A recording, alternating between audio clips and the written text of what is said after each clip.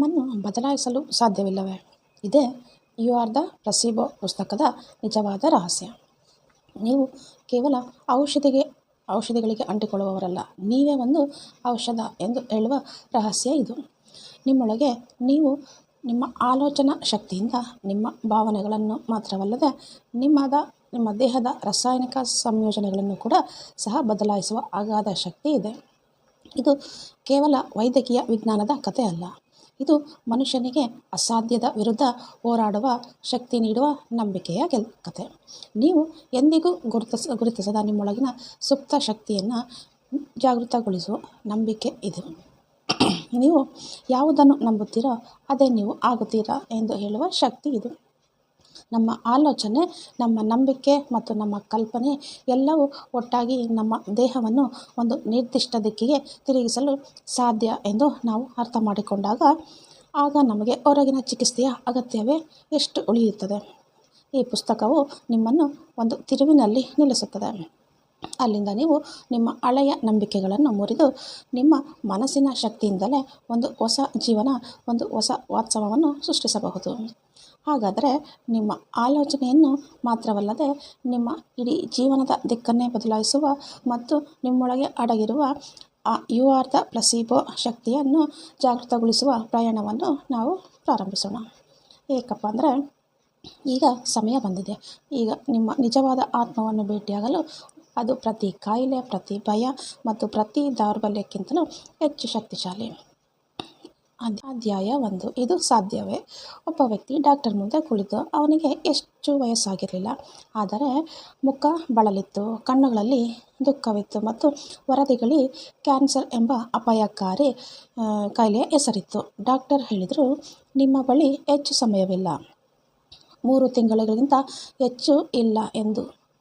ಆ ವ್ಯಕ್ತಿ ಮನೆಗೆ ಬಂದು ತನ್ನೆಲ್ಲ ಅಗತ್ಯ ಕೆಲಸಗಳನ್ನು ಮುಗಿಸಿದ, ತನ್ನ ವಿಲ್ಲನ್ನು ಕೂಡ ಸಿದ್ಧಪಡಿಸಿದ. ಪ್ರತಿದಿನವೂ ಸಾವು ಹತ್ತಿರ ಬರುತ್ತಿರುವುದನ್ನು ನೋಡುತ್ತಿದ್ದ. ಆದರೆ ನಂತರ ಏನೋ ಬದಲಾವಣೆ ಆಯಿತು.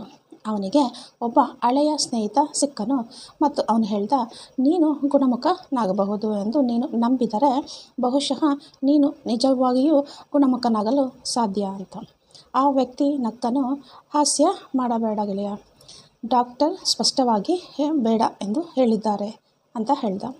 ಆದರೆ ಆ ಸ್ನೇಹಿತ ಹೇಳಿದ, ಕೆಲವೊಮ್ಮೆ ವೈದ್ಯರಿಗಿಂತಲೂ ದೊಡ್ಡ ಸ್ವಂತ ನಂಬಿಕೆ ಎಂದು. ಅಷ್ಟೇ. ಆ ವ್ಯಕ್ತಿ ಬಹುಶಃ ಒಂದು ಚಲನಚಿತ್ರದ ಸ್ಕ್ರಿಪ್ಟ್ಗೆ ಮಾತ್ರ ಸರಿಯುವಂತಹ ಕೆಲಸಗಳನ್ನು ಮಾಡಿದ.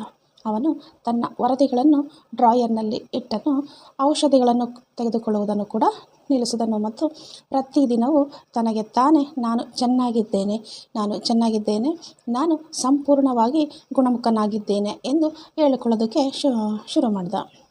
ಅವನು ಹಾಸ್ಯ ಚಲನಚಿತ್ರಗಳನ್ನು ನೋಡಲು ಶುರು ಮಾಡಿದ ಮತ್ತು ಪ್ರತಿದಿನ ಹೊಸ ರೀತಿಯಲ್ಲಿ ತನ್ನನ್ನು ತಾನು ಸಂತೋಷವಾಗಿಟ್ಕೊಳ್ಳೋ ಪ್ರಯತ್ನ ಮಾಡಿದ. ಅವನು ಪ್ರತಿ ಬೆಳಿಗ್ಗೆ ಎದ್ದು ಕನ್ನಡಿಯಲ್ಲಿ ತನ್ನನ್ನು ತಾನು ನೋಡಿ, ನೀನು ದುರ್ಬಲನಲ್ಲ, ನೀನು ಸೋಲುವವನಲ್ಲ, ನೀನು ಗುಣಮುಖನಾಗಿದ್ದೀಯ ಎಂದು ಹೇಳ್ತಾ ಇದ್ದ.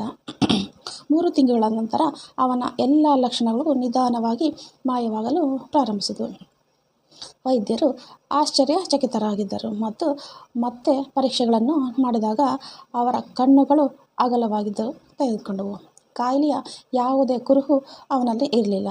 ಈಗ ನೀವು ಯೋಚಿಸುತ್ತಾ ಇರ್ಬೋದು, ನಿಜವಾಗಿಯೂ ಹೀಗೆ ಆಗಲು ಸಾಧ್ಯವೇ? ಇದೇ ಪ್ರಶ್ನೆ. ಇದು ಸಾಧ್ಯವೇ? ನಮ್ಮ ನಂಬಿಕೆ, ನಮ್ಮ ಆಲೋಚನೆ, ನಮ್ಮ ಭಾವನೆಗಳು ನಮ್ಮ ದೇಹದ ಜೀವಕೋಶಗಳನ್ನು ಅಸಾಧ್ಯವಾದ ಕಾಯಿಲೆ ಕೂಡ ಹಿಮ್ಮೆಟ್ಟುವಂತೆ ಬದಲಾಯಿಸಬಹುದೇ? ಯು ಆರ್ ದ ಪ್ಲಸೀಬೋ ಅಂದರೆ ನಕಲಿ ಔಷಧಿ ಸೇವಿಸುವುದರಿಂದ ಒಬ್ಬ ವ್ಯಕ್ತಿ ಉತ್ತಮವಾಗಿ ನಿಜವಾದ ಚಿಕಿತ್ಸೆಯಾಗಲು ಸಾಧ್ಯವಿಲ್ಲವೇ? ಬಾಲ್ಯದಲ್ಲಿ ನಮ್ಮ ತಪ್ಪುಗಳಿಂದ ಕಲಿಸಿರ್ತಾರೆ. ಇದು ಬಿದ್ದ ನಂತರ ಎದ್ದು ನಿಲ್ಲಿರಿ ಅಂತ ಕಲಿಸಲಾಗುತ್ತೆ. ಆದರೆ ನಾವು ಬೆಳೆದಂತೆ ನಮಗೆ ಬಾಹ್ಯ ವಸ್ತುಗಳ ಮೇಲೆ, ಡಾಕ್ಟರ್ಗಳ ಮೇಲೆ, ಔಷಧಿಗಳ ಮೇಲೆ, ಯಂತ್ರಗಳ ಮೇಲೆ ನಂಬಿಕೆ ಇಡಲು ಕಲಿಸಲಾಗುತ್ತೆ. ದೊಡ್ಡ ಗುಣಪಡಿಸುವ ಯಂತ್ರ ಅಂದರೆ ನಮ್ಮೊಳಗೆ ಇದೆ, ನಮ್ಮ ಮೆದುಳು ಇದೆ ಎಂಬುದನ್ನು ನಾವು ಮರೆತು ಬಿಡ್ತೀವಿ. ನೀವು ಒಂದು ಔಷಧಿಯನ್ನು ಅದರ ಬಗ್ಗೆ ತಿಳಿಯದೆ ಇದು ನನ್ನನ್ನು ಗುಣಪಡಿಸುತ್ತದೆ ಅಂತ ಸೇವಿಸಿದಾಗ ಮತ್ತು ಅದು ನಿಜವಾಗಿಯೂ ಪರಿಣಾಮ ಬೀರಿದಾಗ ನಿಜವಾಗಿಯೂ ಗುಣಪಡಿಸಿದ್ದು ಯಾವುದು? ಔಷಧಿ ಅಥವಾ ನಿಮ್ಮ ಆಲೋಚನೆ? ಒಂದು ಪ್ರಯೋಗದಲ್ಲಿ 2 ವಿಭಿನ್ನ ಗುಂಪುಗಳಿಗೆ ತಲೆನೋವಿನ ಔಷಧಿ ನೀಡಲಾಗಿತ್ತು. ಒಂದು ಗುಂಪಿಗೆ ನಿಜವಾದ ಔಷಧಿ ಮತ್ತು ಇನ್ನೊಂದು ಗುಂಪಿಗೆ ಕೇವಲ ಸಕ್ಕರೆ ಮಾತ್ರೆಗಳನ್ನು ನೀಡಲಾಗಿತ್ತು. ಆದರೆ 2 ಗುಂಪುಗಳಿಗೆ ಇದು ಔಷಧಿ ಎಂದು ಹೇಳಲಾಗಿತ್ತು. ಆಶ್ಚರ್ಯಕರ ಸಂಗತಿ ಏನಪ್ಪ ಅಂದರೆ 2 ಗುಂಪುಗಳ ಜನರಿಗೆ ಪರಿಹಾರ ಸಿಕ್ಕಿತ್ತು. ಈಗ ಯೋಚನೆ ಮಾಡಿ, ಕೇವಲ ಆಲೋಚನೆ ಇಷ್ಟು ಆಗಿದ್ದರೆ ನಾವು ಅದನ್ನು ಸರಿಯಾದ ದಿಕ್ಕಲ್ಲಿ ಹೇಗೆ ಬಳಸೋದು? ಸರಿಯಾದ ದಿಕ್ಕಿಗೆ ಬಳಸಿದರೆ ನಾವು ನಮ್ಮ ಜೀವನ ಮತ್ತು ನಮ್ಮ ದೇಹ, ನಮ್ಮ ಭವಿಷ್ಯವನ್ನು ಬದಲಾಯಿಸಲು ಸಾಧ್ಯವಿಲ್ಲವೇ? ಒಬ್ಬ ವ್ಯಕ್ತಿ ಪ್ರತಿದಿನ ತನ್ನನ್ನು ತಾನು ಅನಾರೋಗ್ಯದಿಂದ ಬಳಲುತ್ತಿರುವ, ದಣಿದ ಮತ್ತು ಅಸಹಾಯಕ ಎಂದು ಭಾವಿಸಿದರೆ ಅವನ ಮೆದುಳು ಆ ಆಲೋಚನೆಯನ್ನು ದೇಹಕ್ಕೆ ತಲುಪಿಸುತ್ತೆ. ದೇಹವು ಅದಕ್ಕೆ ಅನುಗುಣವಾಗಿ ಕಾರ್ಯನಿರ್ವಹಿಸುತ್ತೆ ಮತ್ತು ಹಾರ್ಮೋನುಗಳು ಬದಲಾಗುತ್ತೆ. ರೋಗ ನಿರೋಧಕ ವ್ಯವಸ್ಥೆ ದುರ್ಬಲವಾಗುತ್ತೆ ಮತ್ತು ಆ ವ್ಯಕ್ತಿ ತಾನು ಯೋಚಿಸಿದಂತೆಯೇ ನಿಧಾನವಾಗಿ ಆಗ್ತಾನೆ. ಆದರೆ ಒಬ್ಬನು ಪ್ರತಿದಿನ ತನ್ನನ್ನು ತಾನು ನಾನು ಚೆನ್ನಾಗಿ ಇದ್ದೇನೆ, ನಾನು ಬಲಶಾಲಿಯಾಗಿ ಇದ್ದೇನೆ, ನನ್ನೊಳಗೆ ಗುಣಪಡಿಸುವ ಶಕ್ತಿ ಇದೆ ಎಂದು ಹೇಳಿಕೊಂಡರೆ ಅವನ ಮೆದುಳು ಹೊಸ ನರಮಂಡಲದ ಜಾಲವನ್ನು ರಚಿಸಲು ಪ್ರಾರಂಭಿಸುತ್ತೆ. ದೇಹದಲ್ಲಿ ಹೊಸ ಸಂಕೇತಗಳು ಹೋಗುತ್ತವೆ, ಹೊಸ ರಾಸಾಯನಿಕ ಕ್ರಿಯೆಗಳು ನಡೆಯುತ್ತವೆ ಮತ್ತು ನಿಧಾನವಾಗಿ ವಾಸ್ತವವು ಕೂಡ ಬದಲಾಗಲು ಪ್ರಾರಂಭಿಸುತ್ತೆ. ಈ ಕತೆ ಕೇವಲ ಕಾಯಿಲೆಗಳ ಬಗ್ಗೆ ಅಲ್ಲ, ಇದು ನಮ್ಮ ಸ್ವಂತ ನಂಬಿಕೆಯ ಶಕ್ತಿಯ ಬಗ್ಗೆ. ಒಬ್ಬ ವ್ಯಕ್ತಿ ತನ್ನನ್ನು ತಾನು ರೋಗಿ ಎಂದು ಭಾವಿಸಿದರೆ ಜಗತ್ತಿನಲ್ಲಿ ಯಾವುದೇ ವಿಷಯವೂ ಅವನನ್ನು ಯಶಸ್ವಿಗೊಳಿಸಲು ಸಾಧ್ಯವಿಲ್ಲ. ಆದರೆ ನಾನು ಮಾಡಬಲ್ಲೆ ಅಂತ ನಂಬಿದರೆ ಬಹುಶಃ ಇಡೀ ವಿಶ್ವವೇ ಅವನ ಜೊತೆ ಸೇರಿಕೊಳ್ಳುತ್ತೆ. ಹಾಗಾಗಿ ಪ್ರಶ್ನೆ ಮತ್ತೆ ಅದೇ, ಇದು ಸಾಧ್ಯವೇ? ನಾವು ನಮ್ಮನ್ನು ಯು ಆರ್ ದ ಪ್ಲಸಿಬೋದಂತ ಬಳಸಿಕೊಳ್ಳಬಹುದೇ? ಈ ಪ್ರಶ್ನೆಗೆ ಉತ್ತರ ಹೊರಗಿಲ್ಲ, ನಮ್ಮೊಳಗೆ ಇದೆ. ಮತ್ತು ನಮ್ಮೊಳಗೆ ಇಣುಕಿ ನೋಡುವ ಧೈರ್ಯ ಮಾಡಿದರೆ ಬಹುಶಃ ನಾವು ಇಂದಿನವರೆಗೂ ಗುಪ್ತವಾಗಿ ಇದ್ದ ಶಕ್ತಿಯನ್ನು ನೋಡಲು ಸಾಧ್ಯವಾಗುತ್ತೆ. ನಾವೇ ನಮ್ಮ ಅತಿ ದೊಡ್ಡ ಚಿಕಿತ್ಸೆ.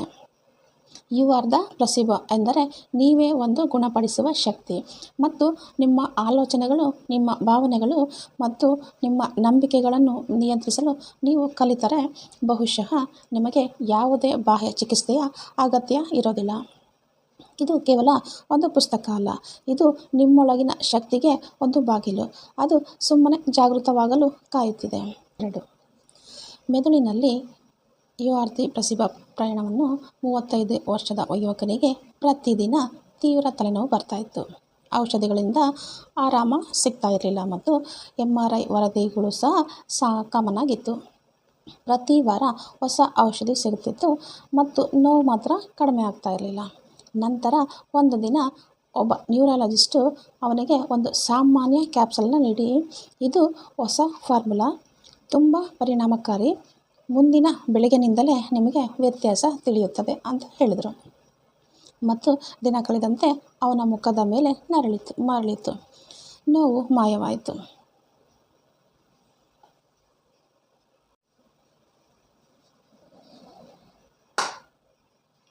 ನಿಮ್ಮ ಒಳಗಿನ ಶಕ್ತಿಯನ್ನು ಗುರುತಿಸಲು ಪ್ರಾರಂಭಿಸಿದ ನಂತರ ಹಾಗೆಯೇ ನಿಮ್ಮ ರಿಯಾಲಿಟಿ ಕೂಡ ಬದಲಾಗ್ತಾ ಹೋಗುತ್ತೆ. ಯಾಕಪ್ಪ ಅಂದರೆ ಕೊನೆಯಲ್ಲಿ ನೀವು ಪದೇ ಪದೇ ನಿಮ್ಮನ್ನು ಏನು ಹೇಳುತ್ತೀರೋ ಅದೇ ನೀವು ಆಗ್ತೀರಾ. ಹಾಗಾದರೆ ಮುಂದಿನ ಬಾರಿ ಯಾರಾದರೂ ನಿಮಗೆ ಇದು ಸಾಧ್ಯವಿಲ್ಲ ಅಂತ ಹೇಳಿದಾಗ ನಗುತ್ತಾ ಹೇಳಿ, ನಾನು ನನ್ನ ಅತಿ ದೊಡ್ಡ ಭರವಸೆ. ಈ ವಿಡಿಯೋ ನಿಮ್ಮ ಆಲೋಚನೆಯಲ್ಲಿ ಸ್ವಲ್ಪವೂ ಬದಲಾವಣೆ ತಂದಿದ್ದಲ್ಲಿ ಅಥವಾ ಹೌದು, ಈಗ ನಾನು ನನ್ನನ್ನು ಇನ್ನಷ್ಟು ನಂಬಬಹುದು ಅಂತ ಅನಿಸಿದರೆ ದಯವಿಟ್ಟು ಈ ಸಂದೇಶವನ್ನು ಇತರರಿಗೂ ತಲುಪಿಸಿ. ಯಾಕಪ್ಪ ಅಂದರೆ ಬದಲಾವಣೆಗಾಗಿ ಇಡೀ ಜಗತ್ತು ಬೇಕಾಗಿಲ್ಲ, ಕೇವಲ ಒಂದು ಆಲೋಚನೆ, ಒಬ್ಬ ವ್ಯಕ್ತಿ ಮತ್ತು ಒಂದು ಶುಭಾರಂಭ ಸಾಕು. ಈ ವಿಡಿಯೋಗೆ ಲೈಕ್ ಮಾಡಿ, ನಿಮ್ಮ ಅಮೂಲ್ಯವಾದ ಅನಿಸಿಕೆಗಳನ್ನು ಕಮೆಂಟ್ ಮೂಲಕ ಖಂಡಿತ ತಿಳಿಸಿ.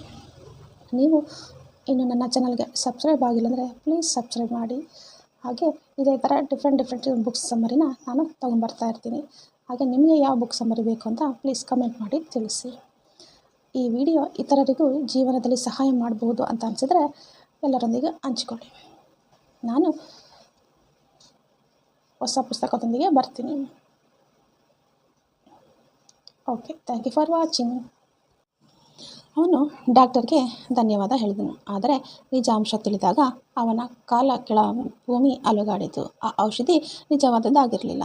ಅದು ಕೇವಲ ಸಕ್ಕರೆಯಿಂದ ತುಂಬಿದ ಒಂದು ನಕಲಿ ಮಾತ್ರೆ ಆಗಿತ್ತು. ಈಗ ಯೋಚನೆ ಮಾಡಿ, ಕೇವಲ ನಂಬಿಕೆಯಿಂದ ಮೆದುಳು ಯಾವುದೇ ಒಂದು ನೋವನ್ನು ನಿಲ್ಲಿಸಲು ಸಾಧ್ಯವೇ?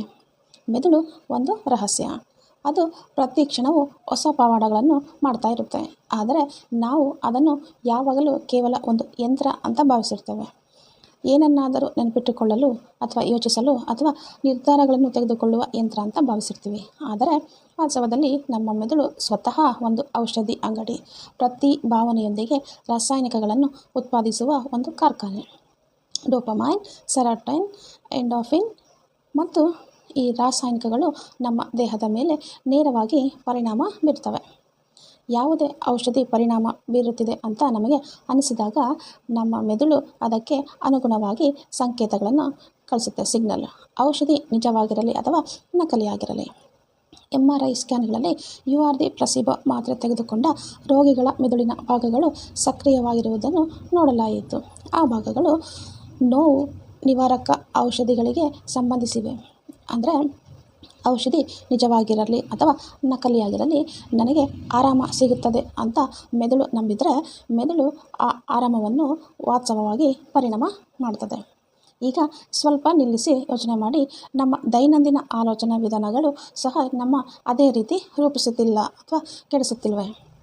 ನೀವು ಪ್ರತಿ ಬೆಳಗ್ಗೆ ಎದ್ದು ಇಂದು ಸಹ ಅದೇ ಒತ್ತಡದ ದಿನವಾಗಿರುತ್ತೆ, ನನಗೆ ಮತ್ತೆ ಆಯಾಸ ಆಗುತ್ತೆ, ನಾನು ಎಂದಿಗೂ ಸಂತೋಷವಾಗಿರಲು ಸಾಧ್ಯವಿಲ್ಲ ಅಂತ ಯೋಚನೆ ಮಾಡಿದ್ರೆ ನಿಮ್ಮ ಮೆದುಳು ಅದೇ ಸ್ಕ್ರಿಪ್ಟನ್ನು ಪ್ಲೇ ಮಾಡುತ್ತೆ. ಅದು ಒತ್ತಡ, ಆಯಾಸ ಮತ್ತು ದುಃಖವನ್ನು ತರುವ ಅದೇ ರಾಸಾಯನಿಕಗಳನ್ನು ಬಿಡುಗಡೆ ಮಾಡುತ್ತೆ. ನೀವು ಸ್ವತಃ ಆರಿಸಿಕೊಂಡ ನಕಾರಾತ್ಮಕತೆಯಿಂದ ನಿಮ್ಮ ದೇಹವನ್ನು ತುಂಬಲು ಪ್ರಾರಂಭ ಮಾಡ್ತೀರಾ. ಆದರೆ ಅದೇ ಮೆದುಳನ್ನು, ಅದೇ ಆಲೋಚನೆಯನ್ನು, ಅದೇ ಯಂತ್ರವನ್ನು ವಿರುದ್ಧ ದಿಕ್ಕಿನಲ್ಲಿ ತಿರುಗಿಸಿದರೆ ಏನಾಗುತ್ತೆ?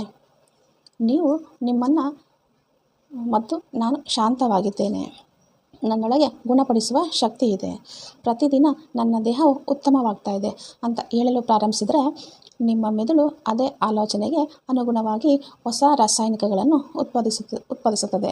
ಅದು ನಿಮ್ಮ ಮನಸ್ಥಿತಿಯನ್ನು ಮಾತ್ರವಲ್ಲದೆ ನಿಮ್ಮ ದೇಹದ ಪ್ರತಿಯೊಂದು ಭಾಗದ ಮೇಲೂ ಪರಿಣಾಮ ಬೀಳುತ್ತದೆ. ಆಲೋಚನೆಯಿಂದ ದೇಹದ ಸಂಬಂಧವೇ ಮೆದುಳಿನಲ್ಲಿನ UR ಪ್ಲಸಿಬೋ ಪರಿಣಾಮದ ನಿಜವಾದ ಶಕ್ತಿ. ಒಬ್ಬ ಸೈನಿಕ ಯುದ್ಧ ಭೂಮಿಯಲ್ಲಿ ಗಾಯಗೊಂಡಾಗ ಮತ್ತು ಅವನ ಬಳಿ ಇರುವ ಮಾರ್ಫಿನ್ ಇಲ್ಲದಿದ್ದಾಗ ಡಾಕ್ಟರ್ ಅವನಿಗೆ ಕೇವಲ ಸಲೈನ್ ನೀರನ್ನು ಇಂಜೆಕ್ಟ್ ಮಾಡಿ ಇದು ನಿನ್ನನ್ನು ನೋವು ನಿವಾರಣೆ ಮಾಡುತ್ತೆ ಅಂತ ಹೇಳ್ತಾರೆ. ಮತ್ತು ಆ ಸೈನಿಕ ನಿಜವಾಗಿಯೂ ತನ್ನನ್ನು ಉತ್ತಮವಾಗಿ ಅನುಭವಿಸುತ್ತಾನೆ. ಇದು ಹೀಗಾಗುತ್ತದೆ ಏಕೆಂದರೆ ನಮ್ಮ ಮೆದುಳು ಒಂದು ನಿರೀಕ್ಷೆಯ ಯಂತ್ರ. ಅದಕ್ಕೆ ಏನೊಂದಿಗೂ ಉಣಿಸಲಾಗುತ್ತದೆಯೋ ಅದು ಅದೇ ಕಥೆಯನ್ನು ರಿಯಾಲಿಟಿಯಾಗಿ ಮಾಡುತ್ತೆ. ಇದರ ಅರ್ಥ ನಾವು ಪ್ರತಿ ಕಾಯಿಲೆಯನ್ನು ಕೇವಲ ಆಲೋಚನೆಯಿಂದ ಗುಣಪಡಿಸು ಅಂತ ಅಲ್ಲ, ಆದರೆ ನಮ್ಮ ಚೇತರಿಕೆಯ ದಿಕ್ಕು, ವೇಗ ಮತ್ತು ಆಳವು ನಮ್ಮ ಆಲೋಚನೆಯೊಂದಿಗೆ ಸಂಬಂಧಿಸಿದೆ ಅಂತ ಖಚಿತವಾಗಿ ಹೇಳ್ಬೋದು. ಹಾಗಾದರೆ ನೀವು ಇಂದಿಗೂ ಯಾವುದೇ ಹಳೆಯ ನೋವು, ಭಯ ಅಥವಾ ದೌರ್ಬಲ್ಯದಿಂದ ಹೋರಾಡ್ತಾ ಇದ್ದರೆ ಸ್ವಲ್ಪ ನಿಲ್ಲಿಸಿ.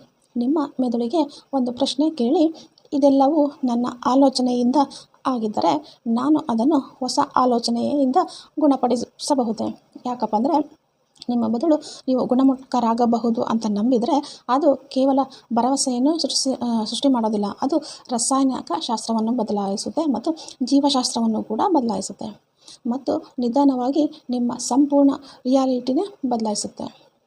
ಈಗ ಪ್ರಶ್ನೆ UR ಪ್ಲಸಿಬೋ ಪರಿಣಾಮ ಬೀರುತ್ತದೆಯೇ ಅಥವಾ ಇಲ್ಲವೇ ಎಂಬುದಲ್ಲ. ಪ್ರಶ್ನೆ ಏನಪ್ಪ ಅಂದರೆ, ನಿಮ್ಮ ಮೆದುಳು ಕೇಳಲು ಬಯಸುವ ನಂಬಿಕೆಯನ್ನು ನೀವು ನಂಬಿಸಲು ಸಾಧ್ಯವೇ? ಅಧ್ಯಾಯ 3. UR ಪ್ಲಸಿಬೋ ಪರಿಣಾಮ. ನೀವು ಭಯಪಟ್ಟಾಗ ನಿಮ್ಮ ಹೊಟ್ಟೆಯಲ್ಲಿ ವಿಚಿತ್ರವಾದ ಸಂಚಲನ ಏಕೆ ಉಂಟಾಗುತ್ತೆ? ಅಥವಾ ನೀವು ತುಂಬ ಸಂತೋಷವಾಗಿದ್ದಾಗ ದೇಹದಲ್ಲಿ ವಿಭಿನ್ನ ಶಕ್ತಿ ಹೇಗೆ ಹರಿಯುತ್ತದೆ ಅಂತ ನೀವು ಎಂದಾದರೂ ಯೋಚನೆ ಮಾಡಿದ್ದೀರಾ? ನಿಜವಾಗ್ಲೂ ಏನಾಗುತ್ತೆ ಅಂದರೆ ಕೇವಲ ಇದು ಭಾವನೆಗಳಲ್ಲ, ಇವೆಲ್ಲವೂ ನಿಮ್ಮ ದೇಹದ ರಾಸಾಯನಿಕ ಭಾಷೆಯಲ್ಲಿ ಅನುವಾದಗೊಳ್ಳುತ್ತಿರುವ ಆಲೋಚನೆಗಳು. ಈಗ ನೀವು ಯೋಚನೆ ಮಾಡಿ, ಒಂದು ಆಲೋಚನೆ ದೇಹದೊಳಗೆ ಹೇಗೆ ಸಂಚಲನ ಉಂಟು ಮಾಡುತ್ತದೆ ಅಂತ ಸಾಧ್ಯವಾದರೆ ಒಂದು ನಂಬಿಕೆ ದೇಹವನ್ನು ಕಾಯಿಲೆಯಿಂದ ಹೊರತರಲು ಸಾಧ್ಯವೇ? ಒಬ್ಬ ಹುಡುಗಿಗೆ ಹಲವಾರು ತಿಂಗಳಿಂದ ಚರ್ಮದ ಅಲರ್ಜಿ ಇತ್ತು. ಪ್ರತಿ ಔಷಧಿಯು ವಿಫಲವಾಗಿತ್ತು. ಅವಳು ಸಂಪೂರ್ಣವಾಗಿ ನಿರಾಶಳಾಗಿ ಇದ್ದಾಗ ಅವಳಿಗೆ ಒಂದು ವಿಶೇಷ ಕ್ರೀಮ್ ನೀಡಲಾಯಿತು. ಡಾಕ್ಟರ್ ಹೇಳಿದರು, ಇದು ತುಂಬ ಪರಿಣಾಮಕಾರಿ, ಕೇವಲ 3 ದಿನಗಳಲ್ಲಿ ಸುಧಾರಣೆ ಕಾಣುತ್ತದೆ ಅಂತ. ಹುಡುಗಿ ಪೂರ್ಣ ಭರವಸೆಯೊಂದಿಗೆ ಆ ಕ್ರೀಮ್ ಅನ್ನು ಹಚ್ಚಿದ್ಲು ಮತ್ತು 4 ದಿನ ಅವಳ ಚರ್ಮ ಮೊದಲಿನಂತೆ ಸ್ವಚ್ಛವಾಯಿತು. ನಂತರ ತಿಳಿದ ಬಂದ ಈ ಕ್ರೀಮು ಕೇವಲ ಮಾಯ್ಚರೈಸ್ ಆಗಿತ್ತು, ಯಾವುದೇ ವೈದ್ಯಕೀಯ ಸಂಯುಕ್ತವಾಗಿ ಇರಲಿಲ್ಲ. ಹಾಗಾದರೆ ನಿಜವಾಗಿಯೂ ಕ್ರೀಮ್ ಪರಿಣಾಮ ಬೀರಿದೆಯೇ ಅಥವಾ ಅವಳ ನಂಬಿಕೆಯೇ? ಇದೆ ಯು ಆರ್ ದ ಪ್ಲಸೀಬಾದ ಅದ್ಭುತ. ನಿಮ್ಮ ದೇಹವು ನಿಮ್ಮ ಮೆದುಳು ಮತ್ತು ಅದಕ್ಕೆ ಹೇಳಿದಂತೆ ಮಾಡಲು ಪ್ರಾರಂಭಿಸುತ್ತೆ. ನೀವು ಯಾವುದನ್ನಾದರೂ ನಂಬಿದಾಗ ನಿಮ್ಮ ಮೆದುಳು ಅದಕ್ಕೆ ಅನುಗುಣವಾಗಿ ದೇಹದ ವ್ಯವಸ್ಥೆಗಳನ್ನು ಸಕ್ರಿಯಗೊಳಿಸುತ್ತೆ, ರೋಗ ನಿರೋಧಕ ವ್ಯವಸ್ಥೆಯನ್ನು ಬಲಪಡಿಸುತ್ತದೆ, ಗುಣಪಡಿಸುವ ಹಾರ್ಮೋನುಗಳನ್ನು ಬಿಡುಗಡೆ ಮಾಡುತ್ತೆ ಮತ್ತು ಪ್ರತಿ ಜೀವಕೋಶಕ್ಕೆ ನೀವು ಗುಣಮುಖರಾಗುತ್ತಿದ್ದೀರಾ ಅನ್ನೋ ಹೊಸ ಸಂದೇಶವನ್ನು ನೀಡುತ್ತದೆ. ಅನೇಕ ವೈಜ್ಞಾನಿಕ ಅಧ್ಯಯನಗಳು ಇದನ್ನು ಸಾಬೀತುಪಡಿಸಿವೆ, ಪ್ರೂವ್ ಮಾಡಿದ್ದಾವೆ. ಯು ಆರ್ ದ ಪ್ಲಸೀಬೋ ಮಾತ್ರೆ ತೆಗೆದುಕೊಂಡ ನಂತರ ಜನರ ಹೃದಯ ಬಡಿತ, ರಕ್ತದ ಒತ್ತಡ, ಜೀರ್ಣಕ್ರಿಯೆ ಮತ್ತು ನೋವಿನ ಗ್ರಹಿಕೆ ಸಹ ಬದಲಾಗುತ್ತೆ. ತಾವು ಶಕ್ತಿಯುತ ಔಷಧಿಯನ್ನು ತೆಗೆದುಕೊಂಡಿದ್ದೇವೆ ಎಂದು ಅವರಿಗೆ ಅನಿಸಿದಾಗ ಅವರ ದೇಹವು ಆ ಔಷಧಿಯ ಪರಿಣಾಮವನ್ನು ತಾನಾಗಿಯೇ ಪುನರಾವರ್ತಿಸಲು ಪ್ರಾರಂಭಿಸುತ್ತೆ. ಈಗ ಪ್ರಶ್ನೆ ಏನಪ್ಪ ಅಂದರೆ, ಹೇಗೆ ನಿಮ್ಮ ಪ್ರತಿ ಸೆಕೆಂಡಿಗೆ ನಿಮ್ಮ ಮೆದುಳು ಪ್ರತಿ ಸೆಕೆಂಡ್ ಲಕ್ಷಾಂತರ ಕೆಲಸಗಳನ್ನು ಹೇಗೆ ಮಾಡುತ್ತೆ? ಹೃದಯ ಬಡಿತ, ಉಸಿರಾಟ, ರಕ್ತ ಪರಿಚಲನೆ, ವಿಷವನ್ನು ಹೊರಗಾಕುವುದು, ಅಂಗಾಂಶಗಳಲ್ಲಿ ರಿಪೇರಿ, ಇವೆಲ್ಲದರ ಹಿಂದಿರುವುದು ಆಟೋನಾಮಿಕ್ ನರಮಂಡಲ. ಅದು ನಿಮ್ಮ ಆಲೋಚನೆಗಳಿಗೆ ನೇರವಾಗಿ ಸಂಬಂಧಿಸಿದೆ.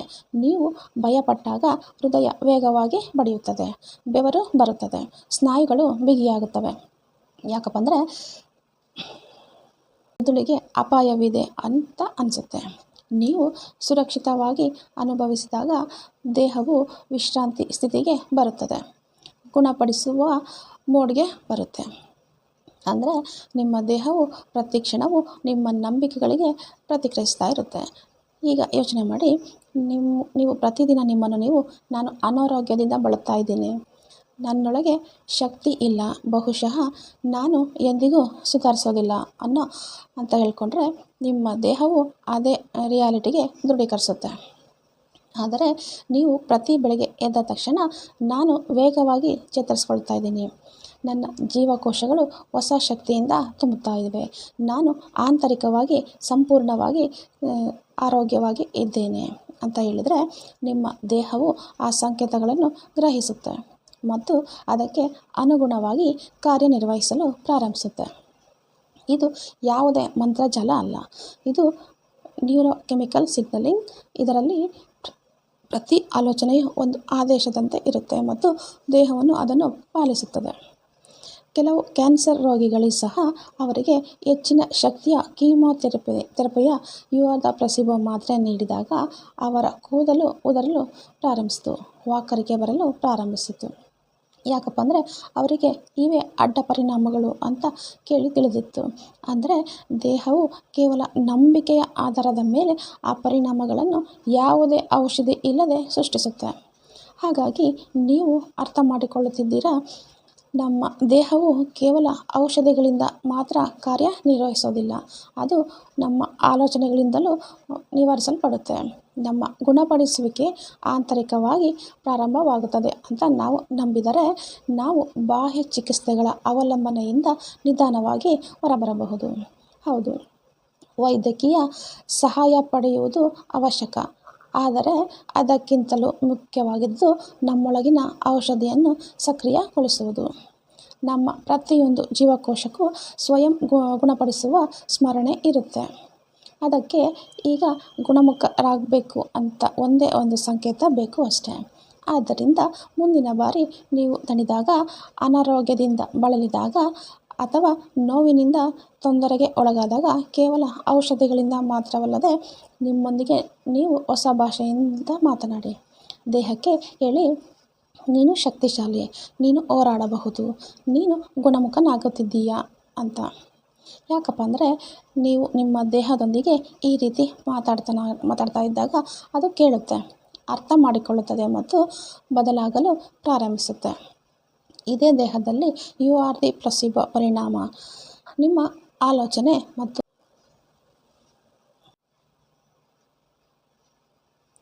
ದೇಹದ ನಡುವಿನ ಒಂದು ಮೌನವಾದ ಅತಿ ಆಳವಾದ ಸಂಬಂಧ. ಅಧ್ಯಾಯ 4. ಆಲೋಚನೆಗಳು ಮತ್ತು ಹೇಗೆ ಬದಲಾಯಿಸುತ್ತೆ ಅಂತ.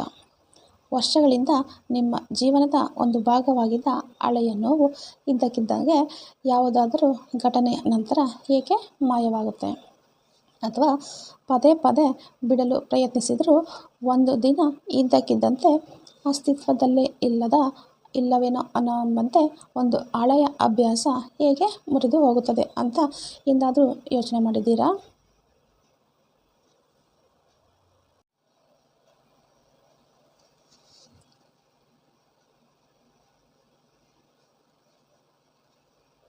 ಅಧ್ಯಾಯ 5. ಸಲಹೆ ನೀಡುವಿಕೆ, ಸಜೆಸ್ಟಬಿಲಿಟಿ. ಒಬ್ಬ ವ್ಯಕ್ತಿ ರಸ್ತೆಯ ಬದಿಯಲ್ಲಿ ನಿಂತಿದ್ದ. ಇದ್ದಕ್ಕಿದ್ದಂತೆಯೇ ಯಾರೋ ಹಿಂದೆಯಿಂದ ಬಂದು ಹಾವು ನಿನ್ನ ಕಾಲುಗಳ ಹತ್ತಿರ ಅಂತ ಕೂಗಿದ್ರು. ಅವನು ಹೆದರಿ ಕೆಳಗೆ ನೋಡಿದ್ನು, ಮತ್ತೆ ಅಲ್ಲೇ ಪ್ರಜ್ಞೆ ತಪ್ಪಿ ಬಿದ್ದಿದ್ದನ. ನಂತರ ಅವನಿಗೆ ಎಚ್ಚರ ಬಂದಾಗ ಅಲ್ಲಿ ಕೇವಲ ಒಂದು ಹಗ್ಗ ಇತ್ತು. ಈಗ ಪ್ರಶ್ನೆ ಹಾವು ಇತ್ತೆ ಅಥವಾ ಇಲ್ಲವೇ ಎಂಬುದು ಅಲ್ಲ. ಪ್ರಶ್ನೆ ಏನಪ್ಪ ಅಂದರೆ, ಅವನ ಮೆದುಳು ಆ ಹಗ್ಗವನ್ನು ಹಾವು ಅಂತ ಏಕೆ ನಂಬಿತು? ಯಾಕಪ್ಪ ಅಂದರೆ ಅವನು ಸಜೆಸ್ಟಬಲಿ ಆಗಿರಲಿಲ್ಲ. ಅಂದರೆ ಅವನು ಆ ಮಾಹಿತಿಯನ್ನು ಪ್ರಶ್ನಿಸದೆ ನಿಜ ಅಂತ ಒಪ್ಪಿಕೊಳ್ಳಲು ಸಿದ್ಧನಿದ್ದ. ಮತ್ತು ಇದೇ ಈ ಅಧ್ಯಾಯದ ರಹಸ್ಯ. ಸಜೆಸ್ಟಬಿಲಿಟಿ ಅಂತಂದರೆ ಯಾವುದೇ ಆಲೋಚನೆಯನ್ನು ವಿರೋಧಿಸದೆ ಸ್ವೀಕರಿಸುವ ಮಾನಸಿಕ ಸ್ಥಿತಿ. ನೀವು ಯಾರಾದರೂ ಗುಣಮುಖರಾಗುತ್ತೀರ ಅಂತ ಹೇಳಿದಾಗ ಮತ್ತು ಹೌದು ನಾನು ಗುಣಮುಖನಾಗಬಲ್ಲೆ ಅಂತ ಮನಪೂರ್ವಕವಾಗಿ ನಂಬಿದರೆ ಅವರ ಮೆದುಳಿನಲ್ಲಿ ಗುಣಪಡಿಸುವ ವ್ಯವಸ್ಥೆಯನ್ನು ಸಕ್ರಿಯಗೊಳಿಸುವ ಅದೇ ಪ್ರೋಗ್ರಾಮಿಂಗ್ ಪ್ರಾರಂಭ ಆಗುತ್ತೆ. ಅಂದರೆ ಆಲೋಚನೆ ಜೊತೆಗೆ ನಂಬಿಕೆ ಮತ್ತು ಪರಿವರ್ತನೆ. ಈಗ ಯೋಚಿಸಿ, ಒಬ್ಬ ವ್ಯಕ್ತಿ ಹೆಚ್ಚು ಸಲಹೆ ನೀಡುವವನಾಗಿದ್ದರೆ ಅವನು ಯು ಆರ್ ದ ಪ್ಲಸಿಬೋ ಪರಿಣಾಮದಿಂದ ಹೆಚ್ಚು ವೇಗವಾಗಿ ಗುಣಮುಖನಾಗಬಹುದೇ?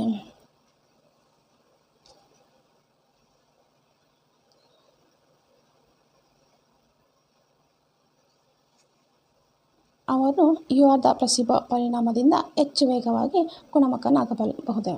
ಹೌದು. ಮತ್ತು ಇದು ಕೇವಲ ಒಂದು ಊಹೆ ಅಲ್ಲ, ಬದಲಿಗೆ ವಿಜ್ಞಾನ. ಸಲಹೆ ನೀಡುವಿಕೆಯು ಮೆದುಳಿನ ಅಲೆಗಳೊಂದಿಗೆ ನೇರವಾಗಿ ಸಂಪರ್ಕ ಹೊಂದಿರುತ್ತೆ. ನಾವು ಗಾಢ ನಿದ್ರೆಯ ಹತ್ತಿರದ ಸ್ಥಿತಿಯಲ್ಲಿ ಅಥವಾ ಯಾವುದೇ ಹಿಪ್ನೋಸಿಸ್ ಸ್ಥಿತಿಯಲ್ಲಿ ಇರುವಾಗ ನಮ್ಮ ಮೆದುಳು ಆಲ್ಫಾ ಮತ್ತು ಥೀಟಾ ಅಲೆಗಳ ಮೇಲೆ ಕಾರ್ಯನಿರ್ವಹಿಸ್ತಾ ಇರುತ್ತೆ. ಮತ್ತು ಅದೇ ಸಮಯದಲ್ಲಿ ನಮ್ಮ ಮೆದುಳು ಹೊಸ ನಂಬಿಕೆಯ ವ್ಯವಸ್ಥೆಗಳನ್ನು ಅಳವಡಿಸಿಕೊಳ್ಳಲು ಹೆಚ್ಚು ತೆರೆದಿರುತ್ತೆ. ಇದೇ ಕಾರಣದಿಂದಾಗಿ ಚಿಕ್ಕ ಮಕ್ಕಳು ಬಹಳ ವೇಗವಾಗಿ ಕಲಿತಾರೆ.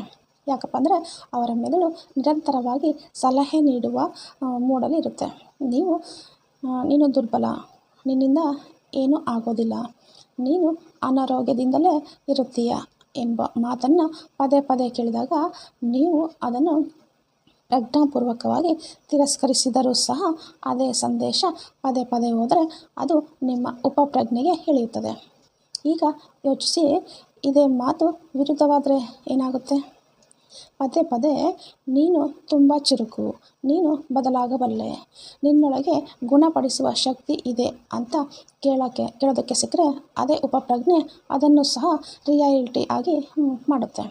ಒಂದು ಬಾರಿ ಒಬ್ಬ ಕ್ಯಾನ್ಸರ್ ರೋಗಿಯು ತನ್ನ ಕೀಮೋಥೆರಪಿ ಪ್ರಾರಂಭವಾಗುವ ಮೊದಲು ಪ್ರತಿದಿನ ಕನ್ನಡಿಯಲ್ಲಿ ನೋಡಿಕೊಂಡು, ನನ್ನ ದೇಹವು ಪ್ರತಿ ಔಷಧಿಯನ್ನು ಸಕಾರಾತ್ಮಕವಾಗಿ ಪರಿವರ್ತಿಸುತ್ತಿದೆ, ನಾನು ಗುಣಮುಖನಾಗ್ತಾ ಇದ್ದೀನಿ, ಪ್ರತಿ ಜೀವಕೋಶವು ನನ್ನ ಪರವಾಗಿ ಕೆಲಸ ಮಾಡುತ್ತಿದೆ ಅಂತ ಹೇಳೋದಕ್ಕೆ ಪ್ರಾರಂಭ ಮಾಡಿದ.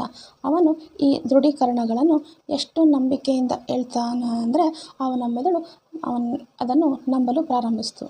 ಮತ್ತು ಇದರ ಪರಿಣಾಮವಾಗಿ ಅವನ ದೇಹ ಕೀಮೋ ಅಡ್ಡ ಪರಿಣಾಮಗಳಿಂದ ಬಚಾವಾಗಿತ್ತು. ಮಾತ್ರವಲ್ಲದೆ ಚೇತರಿಕೆಯು ನಿರೀಕ್ಷಿತ ಸಮಯಕ್ಕಿಂತ ಬೇಗ ಪ್ರಾರಂಭ ಆಗಿತ್ತು. ಯಾಕಪ್ಪ ಅಂದರೆ ಅವನು ಸಜೆಸ್ಟಬಿಲಿಟಿಯನ್ನು ತನ್ನ ಅನುಕೂಲಕ್ಕಾಗಿ ಬಳಸಿಕೊಂಡಿದ್ದ. ಈಗ ಪ್ರಶ್ನೆ ಏನಪ್ಪ ಅಂದರೆ, ನಾವು ಸಹ ನಮ್ಮನ್ನು ಸಜೆಸ್ಟಬಲ್ ಆಗಿ ಮಾಡಬಹುದಾ? ಹೌದು. ನಾವು ವಿಶ್ರಾಂತಿ ಸ್ಥಿತಿಯಲ್ಲಿರುವಾಗ, ಉದಾಹರಣೆಗೆ ಬೆಳಗ್ಗೆ ಎದ್ದ ತಕ್ಷಣ ಅಥವಾ ಮಲಗುವ ಮುನ್ನ, ನಮ್ಮ ಮೆದುಳು ಹೊಸ ಪ್ರೋಗ್ರಾಮ್ಗೆ ಹೆಚ್ಚು ತೆರೆದಿರುತ್ತೆ. ಇದೇ ಆ ಸಮಯ ನೀವು ನಿಮ್ಮನ್ನು ಹೊಸ ನಂಬಿಕೆಗಳಿಂದ ಸೂಚಿಸಬಹುದು. ಆ ನಂಬಿಕೆಗಳು ನಿಮ್ಮೊಳಗೆ ಅಡಗಿರುವ ಗುಣಪಡಿಸುವ ಶಕ್ತಿಯನ್ನು ಸಕ್ರಿಯಗೊಳಿಸುತ್ತೆ. ಹಾಗಾಗಿ ಮುಂದಿನ ಬಾರಿ ನೀವು ಅಲಾರಾಮ್ ಆಫ್ ಮಾಡಿದಾಗ ಅಥವಾ ಹಾಸಿಗೆ ಮೇಲೆ ಕಣ್ಣು ಮುಚ್ಚಿದಾಗ ಕೇವಲ 2 ನಿಮಿಷಗಳ ಕಾಲ ನಿಮ್ಮನ್ನು ನಾನು ಬದಲಾಗುತ್ತಿದ್ದೇನೆ, ನಾನು ಆರೋಗ್ಯವಾಗಿ ಇದ್ದೇನೆ, ನನ್ನ ಮೆದುಳು ಮತ್ತು ನನ್ನ ದೇಹ ನನ್ನ ಜೊತೆ ಇದೆ, ನಾನು ಪ್ರತಿದಿನ ಉತ್ತಮವಾಗ್ತಾ ಇದ್ದೇನೆ ಅಂತ ಹೇಳಿಕೊಳ್ಳಿ. ಯಾಕಪ್ಪ ಅಂದರೆ ನೀವು ಈ ಪದಗಳನ್ನು ಎಷ್ಟು ಆಳವಾಗಿ ಸ್ವೀಕರಿಸ್ತೀರೋ ಅಷ್ಟು ವೇಗವಾಗಿ ನಿಮ್ಮ ಮೆದುಳು ಅವುಗಳನ್ನು ನಿಜವಾಗಿಸಲು ಪ್ರಾರಂಭಿಸುತ್ತೆ. ಸಜೆಸ್ಟಬಿಲಿಟಿ ಒಂದು ದೌರ್ಬಲ್ಯ ಅಲ್ಲ, ಬದಲಾಗಿ ಅದು ನಿಮ್ಮ ಹಳೆಯ ಮತ್ತು ಮುರಿಬಿದ್ದ ನಂಬಿಕೆಗಳಿಂದ ನಿಮ್ಮನ್ನು ಉತ್ತಮಗೊಳಿಸಿ ಹೊಸ ಜೀವನದ ಕಡೆಗೆ ಕೊಂಡೊಯ್ಯುವ ಒಂದು ಶಕ್ತಿ. ಆದರೆ ಪ್ರಶ್ನೆ ಏನಪ್ಪ ಅಂದರೆ, ಹೊಸ ನಂಬಿಕೆಗಳನ್ನು ಹುಟ್ಟುವಷ್ಟು ನೀವು ನಿಮ್ಮನ್ನು ತೆರೆದುಕೊಳ್ಳಲು ಸಾಧ್ಯವೇ? ಹೌದು ಎಂದಾದರೆ ನಂಬಿ ಮತ್ತು ನಿಮ್ಮ ಆಲೋಚನೆಗಳೇ ನಿಮ್ಮ ಅಧಿಕೃತ ಔಷಧಿ ಆಗಬಹುದು. ಅಧ್ಯಾಯ 6. ವರ್ತನೆಗಳು ಮತ್ತು ನಂಬಿಕೆಗಳು. ಗ್ರಹಿಕೆಗಳು. ಕೆಲವೊಮ್ಮೆ ಇಬ್ಬರು ಒಂದೇ ಪರಿಸ್ಥಿತಿಯಲ್ಲಿ ಇರುತ್ತೆ, ಆದರೆ ಒಬ್ಬರು ಕುಸಿದು ಹೋಗುತ್ತಾರೆ ಮತ್ತು ಇನ್ನೊಬ್ಬರು ಮತ್ತಷ್ಟು ಬಲವಾಗಿ ಹೊಮ್ಮುತ್ತಾರೆ. ಒಂದೇ ದುರಂತ ಯಾರೋ ಒಬ್ಬರಿಗೆ ಜೀವಮಾನದ ಭಯವನ್ನು ನೀಡುತ್ತದೆ ಮತ್ತು ಅದೇ ದುರಂತದಿಂದ ಮತ್ತೊಬ್ಬರು ಹೊಸ ಪ್ರಾರಂಭವನ್ನು ಮಾಡ್ತಾರೆ. ಏಕೆ ಅಂದರೆ ವ್ಯತ್ಯಾಸ ಪರಿಸ್ಥಿತಿಯಲ್ಲಿಲ್ಲ, ವ್ಯತ್ಯಾಸ ಮನೋಭಾವದಲ್ಲಿ ಇದೆ, ವ್ಯತ್ಯಾಸ ನಂಬಿಕೆಯಲ್ಲಿ ಇದೆ, ವ್ಯತ್ಯಾಸ ಗ್ರಹಿಕೆಯಲ್ಲಿ ಇದೆ. ಈ ಅಧ್ಯಾಯವು ನಮಗೆ ಒಳಗಿನಿಂದ ರೂಪಿಸುವ ಅಥವಾ ಕೆಡಿಸುವ ಆ ಅದೃಶ್ಯ ಶಕ್ತಿಯ ಕಥೆ. ನಿಮ್ಮ ವರ್ತನೆಯ, ನಿಮ್ಮ ನಂಬಿಕೆಯ ವ್ಯವಸ್ಥೆಯ ಮತ್ತು ನಿಮ್ಮ ಗ್ರಹಿಕೆಯ ಮಸೂರಗಳ ಕಥೆ ಇದು. ಅವುಗಳನ್ನು ನೀವು ಪ್ರತಿದಿನ ಧರಿಸಿ ಜಗತ್ತನ್ನು ನೋಡ್ತೀರಾ. ಉದಾಹರಣೆಗೆ, ಒಬ್ಬ ವ್ಯಕ್ತಿಗೆ ಬಾಲ್ಯದಿಂದಲೂ ಜಗತ್ತು ಅಪಾಯಕಾರಿ, ಯಾರನ್ನು ನಂಬಬೇಡ, ಜೀವನ ತುಂಬ ಕಷ್ಟ ಅಂತ ಕಲಿಸಲಾಗುತ್ತೆ ಅಂತ ಅಂದ್ಕೊಳ್ಳಿ. ಈಗ ಅವನು ಬೆಳೆದಂತೆ ಅವನೊಳಗೆ ಶಾಶ್ವತವಾದ ಭಯವು ಬೇರೂರುತ್ತೆ. ಪ್ರತಿಯೊಂದು ವಿಷಯವೂ ಅವನಿಗೆ ಕಷ್ಟಕರವಾಗಿ ತೋರುತ್ತೆ. ಪ್ರತಿಯೊಬ್ಬ ಮನುಷ್ಯನು ಮೋಸ ಮಾಡುವವನಾಗಿಯೇ ಕಾಣ್ತಾ ಇರ್ತಾನೆ ಮತ್ತು ಪ್ರತಿ ದಾರಿಯೂ ಅಡೆತಡೆಗಳಿಂದ ತುಂಬಿದಂತೆ ಕಾಣುತ್ತೆ. ಈಗ ಇನ್ನೊಂದು ಕಡೆ ನೀನು ಮಾಡಬಲ್ಲೆ, ಜಗತ್ತಿನಲ್ಲಿ ಒಳ್ಳೆಯತನವೂ ಇದೆ, ಪ್ರತಿ ಕಷ್ಟವೂ ಕಲಿಸಲು ಬರುತ್ತದೆ, ಕಲಿಸಲ್ಪಟ್ಟ ಮಗು ಇದೆ. ಅಭ್ಯಾಸ ಏಕೆ ಮುರಿದು ಬೀಳುತ್ತದೆ ಅಂತ ಎಂದಾದರೂ ಯೋಚನೆ ಮಾಡಿದ್ದೀರಾ? ಇದು ಯಾವುದೇ ಪವಾಡ ಅಲ್ಲ, ಇದು ಆಲೋಚನೆಗಳ ವಿಜ್ಞಾನ. ನಮ್ಮ ಮೆದುಳು ಹೇಗಿದೆಯೋ ಹಾಗೆ ಅದು ಸದಾ ಇರುವ ಒಂದು ಘನಯಂತ್ರ ಅಲ್ಲ, ಬದಲಾಗಿ ಮೆದುಳು ಹೊತ್ತು ಹೊಂದಿಕೊಳ್ಳುವ ಮತ್ತು ಪ್ರತಿಕ್ರಿಯಿಸುವ ರಚನೆ. ಅದು ಪ್ರತಿ ಹೊಸ ಆಲೋಚನೆ, ಪ್ರತಿ ಭಾವನೆ, ಪ್ರತಿ ಅನುಭವದೊಂದಿಗೆ ಬದಲಾಗುತ್ತೆ. ಈ ಪ್ರಕ್ರಿಯೆಯನ್ನು ನ್ಯೂರೋಪ್ಲಾಸ್ಟಿಸಿಟಿ ಅಂತ ಕರೀತಾರೆ. ಇದರ ಅರ್ಥ, ನಿಮ್ಮ ಆಲೋಚನಾ ವಿಧಾನವನ್ನು ನೀವು ಬದಲಾಯಿಸಿದರೆ ನಿಮ್ಮ ಮೆದುಳಿನ ರಚನೆ, ಅದರ ವೈರಿಂಗ್ ಮತ್ತು ಅದರ ಮಾದರಿ ಕೂಡ ಎಲ್ಲವನ್ನು ಮರು-ವೈರ್ ಮಾಡಬಹುದು. ಈಗ ಯೋಚನೆ ಮಾಡಿ, ನೀವು ಯಾವುದಾದರೂ ವಿಷಯಕ್ಕೆ ಹೆದರಿದಾಗ ಏನಾಗುತ್ತೆ ಅಂತ. ನಿಮ್ಮ ಹೃದಯ ವೇಗವಾಗಿ ಬಡಿಯುತ್ತೆ, ಕೈಗಳು ನಡುಗಲು ಪ್ರಾರಂಭ ಆಗುತ್ತೆ, ಹೊಟ್ಟೆಯಲ್ಲಿ ವಿಚಿತ್ರವಾದ ಭಯ ಉಂಟಾಗುತ್ತೆ. ಇದೆಲ್ಲವೂ ಕೇವಲ ಅಪಾಯವೋ ನಿಜವಾಗಿಯೂ ಎದುರಿಗಿದೆ ಎಂದಲ್ಲ, ಬದಲಾಗಿ ನೀವು ಅಪಾಯದ ಬಗ್ಗೆ ಯೋಚನೆ ಮಾಡಿದ್ದೀರಿ ಎಂಬ ಕಾರಣದಿಂದಾಗಿ. ಆದರೆ ಒಂದು ಆಲೋಚನೆಯೇ ನಿಮ್ಮ ದೇಹವನ್ನು ಅದು ನಿಜವಾಯಿತು ಎಂಬಂತೆ ತಿರುಗಿಸುತ್ತೆ. ಈಗ ಇದನ್ನು ವಿರುದ್ಧವಾಗಿ ಯೋಚಿಸಿ. ಭಯದಿಂದ ಮೆದುಳು ಮತ್ತು ದೇಹವು ಇಷ್ಟು ವೇಗವಾಗಿ ಪ್ರತಿಕ್ರಿಯಿಸಿದರೆ, ಸಕಾರಾತ್ಮಕ ಆಲೋಚನೆಗಳಿಂದ ನಾವು ಅವುಗಳನ್ನು ಗುಣಪಡಿಸಲು ಸಾಧ್ಯವಿಲ್ಲವಾ? ಒಂದು ಪ್ರಯೋಗದಲ್ಲಿ ಕೆಲವು ಜನರಿಗೆ ಕೇವಲ ಸಕಾರಾತ್ಮಕ ಕಲ್ಪನೆಗಳನ್ನು ಕಲಿಸಲಾಯಿತು. ಉದಾಹರಣೆಗೆ, ತಮ್ಮನ್ನು ತಾವು ಆರೋಗ್ಯವಂತರೆಂದು ಭಾವಿಸೋದು, ಓಡುತ್ತಿರುವುದನ್ನು ನೋಡುವುದು, ತಮ್ಮ ದೇಹವನ್ನು ಶಕ್ತಿಯುತ ಅಂತ ನಂಬೋದು. ಕೆಲವು ವಾರಗಳಲ್ಲಿ ಅವರ ಸ್ನಾಯುಗಳ ಶಕ್ತಿ ಜಿಮ್ಗೆ ಹೋಗದೆ, ವ್ಯಾಯಾಮ ಮಾಡದೆ ಸುಧಾರಣೆ ಆಗಿದ್ದವು. ಇದು ಹೇಗೆ ಸಾಧ್ಯ? ಯಾಕಪ್ಪ ಅಂದರೆ ನಮ್ಮ ಮೆದುಳು ನಿಜವಾದ ಮತ್ತು ಕಲ್ಪಿತ ಅನುಭವಗಳ ನಡುವೆ ವ್ಯತ್ಯಾಸ ಗುರುತಿಸೋದಿಲ್ಲ. ನೀವು ಯಾವುದನ್ನು ಆಳವಾಗಿ ಊಹಿಸಿದಾಗ, ದೃಶ್ಯೀಕರಿಸಿದಾಗ ಮೆದುಳು ಅದನ್ನು ರಿಯಾಲಿಟಿ ಅಂತ ಅರ್ಥ ಮಾಡಿಕೊಂಡು ಅದಕ್ಕೆ ಅನುಗುಣವಾಗಿ ಸಂಕೇತಗಳನ್ನು ಕಳಿಸಲು ಪ್ರಾರಂಭಿಸುತ್ತೆ. ಪ್ರತಿ ಆಲೋಚನೆಯು ಒಂದು ಸಂಕೇತ, ಪ್ರತಿ ಭಾವನೆಯು ಒಂದು ಸಂದೇಶ ಮತ್ತು ಪ್ರತಿ ನಂಬಿಕೆಯು ಒಂದು ಬ್ಲೂಪ್ರಿಂಟ್. ಇದು ನಿಮ್ಮ ಮೆದುಳು ಮತ್ತು ದೇಹವನ್ನು ರೂಪಿಸುತ್ತದೆ. ನೀವು ಪ್ರತಿದಿನ ನಿಮ್ಮನ್ನು ನಿಷ್ಪ್ರಯೋಜಕ, ದುರ್ಬಲ, ಅನಾರೋಗ್ಯ ಪೀಡಿತ ಮತ್ತು ವಿಫಲ ಅಂತ ಭಾವಿಸಿದರೆ ನೀವು ನಿಮ್ಮ ಮೆದುಳನ್ನು ಅದಕ್ಕೆ ಅನುಗುಣವಾಗಿ ಪ್ರೋಗ್ರಾಮ್ ಮಾಡ್ತಾ ಇದ್ದೀರಾ ಅಂತ ಅರ್ಥ. ನಿಮ್ಮ ಮೆದುಳು ದುಃಖ, ಆಯಾಸ ಮತ್ತು ಹತಾಶೆಗೆ ಸಂಬಂಧಿಸಿದ ಅದೇ ನರಮಂಡಲದ ಮಾರ್ಗಗಳನ್ನು ಬಲಪಡಿಸುತ್ತೆ. ಆದರೆ ನೀವು ಪ್ರತಿದಿನ, ಪ್ರತಿ ಕ್ಷಣವೂ ನಾನು ಶಕ್ತಿಶಾಲಿ, ನನ್ನೊಳಗೆ ಗುಣಪಡಿಸುವ ಶಕ್ತಿ ಇದೆ, ನಡೀತಾ ಇದೆ, ನಾನು ನನ್ನ ಜೀವನದ ಹಿಡಿತವನ್ನು ನಾನೇ ತೆಗೆದುಕೊಳ್ತಾ ಇದ್ದೀನಿ ಅಂತ ನಿಮ್ಮನ್ನು ಹೇಳ್ಕೊಂಡ್ರೆ ಮೆದುಳು ಆಶಯ, ಶಕ್ತಿ ಮತ್ತು ಆತ್ಮವಿಶ್ವಾಸಕ್ಕೆ ಸಂಬಂಧಿಸಿದ ಹೊಸ ನರಮಂಡಲದ ಸರ್ಕ್ಯೂಟ್ಗಳನ್ನು ಸೃಷ್ಟಿಸುತ್ತೆ. ಈ ಹೊಸ ಸರ್ಕ್ಯೂಟ್ಗಳು ನಂತರ ದೇಹಕ್ಕೆ ಹೊಸ ರಾಸಾಯನಿಕ ಸಂಕೇತಗಳನ್ನು ನೀಡುತ್ತೆ.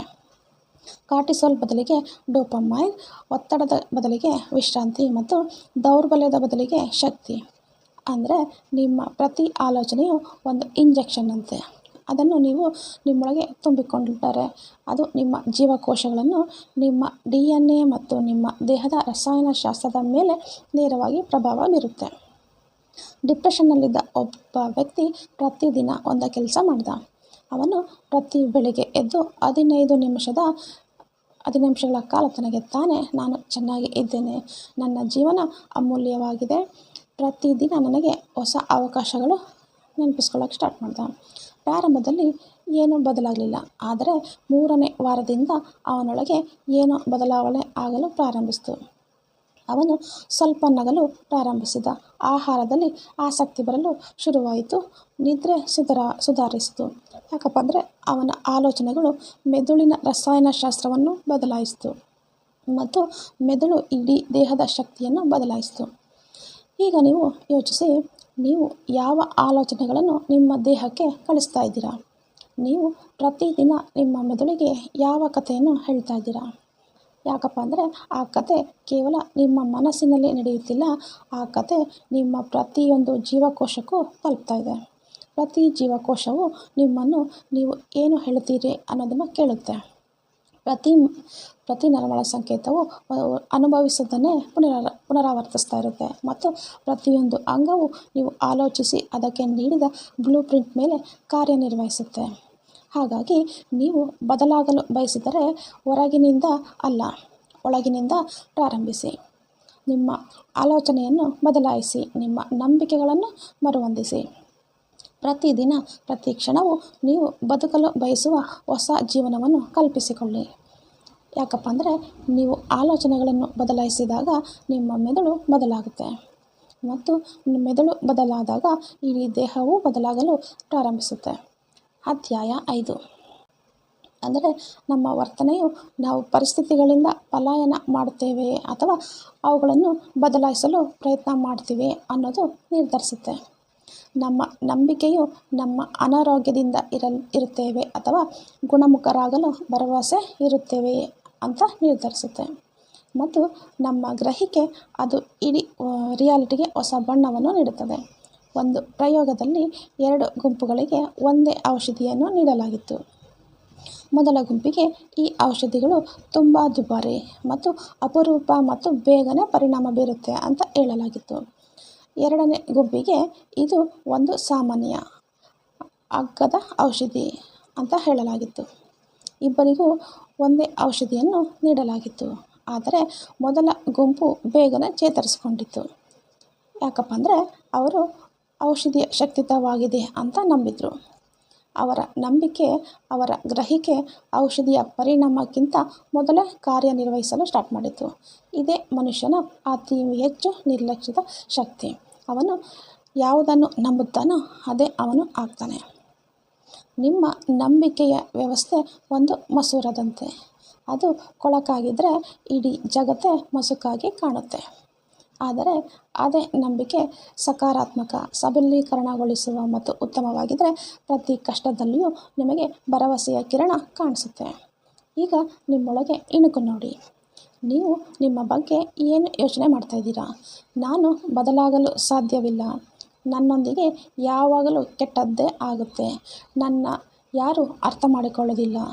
ಇದು ನಿಮ್ಮ ದೈನಂದಿನ ಆಲೋಚನೆ ಆಗಿದ್ದರೆ ನೀವು ಪ್ರತಿದಿನ ನಿಮ್ಮನ್ನು ದುರ್ಬಲರನ್ನಾಗಿ ಇಡುವ ಹಳೆಯ ಗ್ರಹಿಕೆಯನ್ನು ಪುನರಾವರ್ತಿಸುತ್ತಿದ್ದೀರಾ ಅಂತ ಅರ್ಥ ಮಾಡಿಕೊಳ್ಳಿ. ಆದರೆ ಈಗ ಯೋಚನೆ ಮಾಡಿ, ನೀವು ನಿಮ್ಮನ್ನು ನಾನು ಬದಲಾವಣೆಗೆ ಯೋಗ್ಯ, ನನ್ನ ನಂಬಿಕೆಗಳು ನನ್ನ ರಿಯಾಲಿಟಿನ ಸೃಷ್ಟಿಸಬಹುದು, ಪ್ರತಿದಿನ ನಾನು ನನ್ನ ಹಳೆಯ ಭಾವನೆಗಳಿಂದ ಮುಕ್ತನಾಗ್ತಿದ್ದೇನೆ ಅಂತ ಪ್ರಾರಂಭ ಮಾಡಿದ್ರೆ ಏನಾಗುತ್ತೆ? ಆಗ ಈ ಗ್ರಹಿಕೆ ಹೊಸ ದೇಹ ಮತ್ತು ಹೊಸ ನಂಬಿಕೆಯನ್ನು ಸೃಷ್ಟಿಸುತ್ತೆ. ನೀವು ನಿಮ್ಮ ನಂಬಿಕೆಗಳನ್ನು ಬದಲಾಯಿಸಿದಂತೆ ನಿಮ್ಮ ನರಮಂಡಲ, ಹಾರ್ಮೋನಲ್ ರಚನೆ ಮತ್ತು ರೋಗ ನಿರೋಧಕ ವ್ಯವಸ್ಥೆ ಕೂಡ ಮರುವೈರಿಂಗ್ ಆಗಲು ಪ್ರಾರಂಭಿಸುತ್ತೆ. ಪ್ರತಿ ಬಾರಿ ನಿಮ್ಮನ್ನು ಹೊಸ ದೃಷ್ಟಿಕೋನದಿಂದ ನೋಡಿದಾಗ, ನಾನು ನನ್ನನ್ನು ಗುಣಪಡಿಸಬಲ್ಲೆ, ನಾನು ಶಾಂತನಾಗಿ ಇದ್ದೇನೆ, ನಾನು ನಿಯಂತ್ರಣದಲ್ಲಿ ಇದ್ದೇನೆ ಅಂತ ಹೇಳಿದಾಗ ನಿಮ್ಮ ದೇಹವು ಆ ಆಲೋಚನೆಯನ್ನು ಗ್ರಹಿಸುತ್ತದೆ ಮತ್ತು ಅದಕ್ಕೆ ಅನುಗುಣವಾಗಿ ಪ್ರತಿಕ್ರಿಯೆ ಮಾಡಲು ಪ್ರಾರಂಭ ಮಾಡುತ್ತೆ. ಇದೇ ಕಾರಣದಿಂದ ಕೆಲವರು ಯು ಆರ್ ದಿ ಪ್ಲಸೀಬೋದಿಂದಲೂ ಪವಾಡಗಳನ್ನು ಮಾಡ್ತಾರೆ ಮತ್ತು ಕೆಲವರು ನಿಜವಾದ ಔಷಧಿಗಳ ಹೊರತಾಗಿಯೂ ಗುಣಮುಖರಾಗಲು ಸಾಧ್ಯವಿಲ್ಲ. ಯಾಕಪ್ಪ ಅಂದರೆ ಚಿಕಿತ್ಸೆ ಹೊರಗಿನಿಂದ ಆಗೋದಿಲ್ಲ, ಚಿಕಿತ್ಸೆ ನಿಮ್ಮ ಬಗ್ಗೆ ನೀವು ಇಟ್ಟುಕೊಂಡಿರುವ ಆಲೋಚನೆಯಿಂದ ಪ್ರಾರಂಭ ಆಗುತ್ತೆ. ಹಾಗಾಗಿ ಮುಂದಿನ ಬಾರಿ ಜೀವನ ನಿಮ್ಮನ್ನು ಮುರಿಯಲು ಪ್ರಯತ್ನಿಸಿದಾಗ ಒಂದು ಪ್ರಶ್ನೆ ಕೇಳಿ: ನಾನು ನಿಜವಾಗಿಯೂ ಇರುವುದನ್ನು ನೋಡುತ್ತಿದ್ದೇನೋ ಅಥವಾ ನನ್ನ ನಂಬಿಕೆಯ ವ್ಯವಸ್ಥೆಯೇ ನನಗೆ ತೋರಿಸುವುದನ್ನು ನೋಡ್ತಾ ಇದ್ದೀನಾ? ಮತ್ತು ನಂತರ ನಿಧಾನವಾಗಿ ನಿಮ್ಮನ್ನು ತಡೆಯುತ್ತಿರುವ ಆ ವರ್ತನೆಯನ್ನು ಬದಲಾಯಿಸಿ.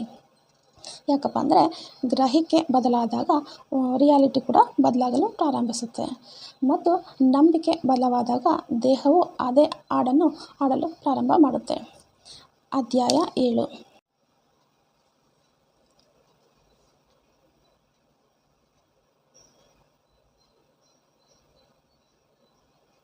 ಅಧ್ಯಾಯ 7. ಕ್ವಾಂಟಮ್ ಬಗ್ಗೆ ನೋಡೋಣ ನಾವೀಗ. ಒಬ್ಬ ವಯಸ್ಸಾದ ವ್ಯಕ್ತಿ ಆಕಾಶದ ಅಡಿಯಲ್ಲಿ ಕುಳಿತು ನಕ್ಷತ್ರಗಳನ್ನು ನೋಡುತ್ತಾ ತನ್ನ ಮೊಮ್ಮಗನಿಗೆ ಹೇಳ್ದ, ನಾವು ಏನು ಯೋಚನೆ ಮಾಡ್ತೇವೋ ಅದು ಕೆಲವೊಮ್ಮೆ ವಾಸ್ತವವಾಗಿ ಆಗುತ್ತೆ ಅಂತ ನಿನಗೆ ಗೊತ್ತಲ್ಲವೇ? ಮೊಮ್ಮಗ ನಗುತ್ತಾ ಹೇಳ್ದ, ಅಜ್ಜ, ಯೋಚಿಸುವುದರಿಂದ ಏನೂ ಆಗುವುದಿಲ್ಲ. ವಯಸ್ಸಾದವರು ನಗುತ್ತಾ ಹೇಳಿದರು, ಆದರೆ ಆಲೋಚನೆಯನ್ನು ಆಳವಾಗಿ ಮಾಡಿದಾಗ ಅದು ಕೇವಲ ಆಲೋಚನೆ ಆಗಿ ಉಳಿಯೋದಿಲ್ಲ, ಅದು ಶಕ್ತಿಯಾಗಿ ಬದಲಾಗುತ್ತೆ. ಇದೇ ಕ್ವಾಂಟಮ್ ಮೈಂಡ್ನ ಸತ್ಯ. ನಾವು ಇಲ್ಲಿಯವರೆಗೆ ಕಲಿತಿದ್ದೆಲ್ಲವೂ ನ್ಯೂಟನ್ನ ಪ್ರಪಂಚದ ಭಾಗ. ಇಲ್ಲಿ ವಸ್ತುಗಳು ಘನವಾಗಿ ಇರುತ್ತೆ, ಊಹಿಸಬಹುದಾಗಿರುತ್ತೆ ಮತ್ತು ರೇಖೀಯವಾಗಿರುತ್ತೆ. ಬಟನ್ ಒತ್ತಿದಾಗ ಲೈಟ್ ಉರಿಯುತ್ತೆ, ಒತ್ತಿ ಹಿಡಿದರೆ ಪರಿಣಾಮ ಬೀರುತ್ತದೆ. ಎಲ್ಲವೂ ಕಾರಣ ಮತ್ತು ಪರಿಣಾಮದ ಸೂತ್ರಕ್ಕೆ ಬದ್ಧವಾಗಿವೆ. ಆದರೆ ಕ್ವಾಂಟಮ್ ಪ್ರಪಂಚ ಹೇಳುತ್ತೆ, reality is not fix, reality response the observer. ಅಂದರೆ ನೀವು ಹೇಗೆ ಯೋಚನೆ ಮಾಡ್ತೀರೋ ಹಾಗೆ ನಿಮ್ಮ ರಿಯಾಲಿಟಿ ಕೂಡ ಆಗಲು ಪ್ರಾರಂಭ ಮಾಡುತ್ತೆ. ಈಗ ಯಾವುದೇ ಒಂದು ತತ್ವಶಾಸ್ತ್ರದ ವಿಷಯ ಅಲ್ಲ, ಇದು ಒಂದು ವೈಜ್ಞಾನಿಕ ವಿದ್ಯಮಾನ. ಇಲ್ಲಿ ಕಣಗಳು ಒಂದೇ ಸಮಯದಲ್ಲಿ ಅನೇಕ ಸ್ಥಿತಿಯಲ್ಲಿ ಇರಬಹುದು ಮತ್ತು ಅವುಗಳ ಸ್ಥಿತಿಯು ನೀವು ಅವುಗಳನ್ನು ಹೇಗೆ ಗಮನಿಸುತ್ತೀರಾ ಎಂಬುದರ ಮೇಲೆ ಅವಲಂಬಿತವಾಗಿರುತ್ತೆ. ಅಂದರೆ ನಿಮ್ಮ ಮೆದುಳು, ನಿಮ್ಮ ಪ್ರಜ್ಞೆ ಕೇವಲ ಯೋಚಿಸುವ ಯಂತ್ರ ಅಲ್ಲ, ಇದು ಒಂದು ಕ್ವಾಂಟಮ್ ಫೀಲ್ಡ್ ಜನರೇಟರ್. ಅದು ಪ್ರತಿ ಕ್ಷಣವೂ ನಿಮ್ಮ ಸುತ್ತಮುತ್ತಲಿನ ಭೌತಿಕ ವಾಸ್ತವದ ಮೇಲೆ ಪರಿಣಾಮ ಬೀರುವಂತಹ ಆವರ್ತನಗಳನ್ನು ಉತ್ಪಾದಿಸುತ್ತೆ. ನೀವು ಯಾವುದನ್ನಾದರೂ ಬಲವಾಗಿ ಊಹಿಸಿದಾಗ, ಉದಾಹರಣೆಗೆ ನಿಮ್ಮನ್ನು ಆರೋಗ್ಯವಂತ ವ್ಯಕ್ತಿ ಅಂತ ನೋಡೋದು ಅಥವಾ ನಿಮ್ಮನ್ನು ಆತ್ಮವಿಶ್ವಾಸದಿಂದ ಶಕ್ತಿಯುತವಾಗಿ ನೋಡುವುದು ಮತ್ತು ಶಾಂತವಾಗಿ ತುಂಬಿರುವುದನ್ನು ನೋಡಿ ಅನುಭವಿಸುವುದು, ಆಗ ನೀವು ಆ ಸಾಧ್ಯತೆಯನ್ನು ಸಕ್ರಿಯಗೊಳಿಸ್ತೀರಾ. ಅದು ಮೊದಲು ಕೇವಲ ಶಕ್ತಿಯ ರೂಪದಲ್ಲಿ ಅಸ್ತಿತ್ವದಲ್ಲಿ ಇತ್ತು. ಕ್ವಾಂಟಮ್ ಮೆಕ್ಯಾನಿಕ್ಸ್ ಹೇಳುತ್ತೆ, ಪ್ರತಿಯೊಂದು ವಸ್ತುವು ಇದೊಂದು ಸಾಧ್ಯತೆ ಮತ್ತು ಅಲೆಯ ರೂಪ. ನೀವು ಅದನ್ನು ಗಮನಿಸುವವರೆಗೂ ಮತ್ತು ನೀವು ಅದನ್ನು ಯೋಚಿಸಿದ ತಕ್ಷಣ, ದೃಶ್ಯೀಕರಣ ತಕ್ಷಣ, ನಂಬಿದ ತಕ್ಷಣ, ಅಲೆಯು ಕುಸಿದು ಕಣವಾಗಿ ಬದಲಾಗುತ್ತೆ. ಅಂದರೆ ಆ ಸಾಧ್ಯತೆ ವಾಸ್ತವದಲ್ಲಿ ಬದಲಾಗುತ್ತದೆ. ಈಗ ಯೋಚನೆ ಮಾಡಿ, ನೀವು ಪ್ರತಿದಿನ ನಿಮ್ಮನ್ನು ಅನಾರೋಗ್ಯದಿಂದ ಬಳಲುತ್ತಿರುವ ದುರ್ಬಲ ಅಥವಾ ಮೂರ್ಖ ಅಂತ ನಂಬಿದರೆ ನೀವು ಯಾವ ಸಾಧ್ಯತೆಯನ್ನು ಪದೇ ಪದೇ ಗಮನಿಸ್ತಾ ಇದ್ದೀರಾ?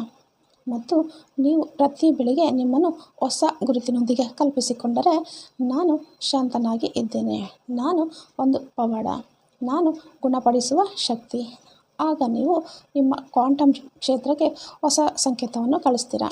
ನೀವು ನಿಮ್ಮ ಅತ್ಯುನ್ನತ ಸಾಧ್ಯತೆಯನ್ನು ಪ್ರತಿಬಿಂಬಿಸುವ ವಾಸ್ತವದ ಆ ಆವೃತ್ತಿಯನ್ನು ಆಹ್ವಾನಿಸ್ತಾ ಇದ್ದೀರಾ. ಒಬ್ಬ ಡಾಕ್ಟರ್ ತನ್ನ ರೋಗಿಗಳಿಗೆ ಪ್ರತಿದಿನ ಬಯಸಿದ ಆರೋಗ್ಯವನ್ನು ದೃಶ್ಯೀಕರಿಸಲು ಕಲಿಸಿದರು. ರೋಗಿಗಳು ಯಾವುದೇ ಔಷಧಿಯನ್ನು ಬದಲಾಯಿಸಲಿಲ್ಲ, ಜೀವನ ಶೈಲಿಯನ್ನು ಬದಲಾಯಿಸಲಿಲ್ಲ, ಕೇವಲ ಮನಸ್ಸಿನಲ್ಲಿ ತಮ್ಮದೇ ಆದ ಹೊಸ ಆವೃತ್ತಿಯನ್ನು ಕಲ್ಪಿಸಿಕೊಂಡರು. ಕೆಲವು ತಿಂಗಳುಗಳಲ್ಲಿ ಅವರ ರಕ್ತದ ವರದಿಗಳು ಬದಲಾದವು. ರಕ್ತದೊತ್ತಡ ಸಾಮಾನ್ಯವಾಯಿತು, ನಿದ್ರೆ ಸುಧಾರಿತು ಮತ್ತು ಆತಂಕದ ಮಟ್ಟಗಳು ಕಡಿಮೆ ಆದವು. ಯಾಕಪ್ಪ ಅಂದರೆ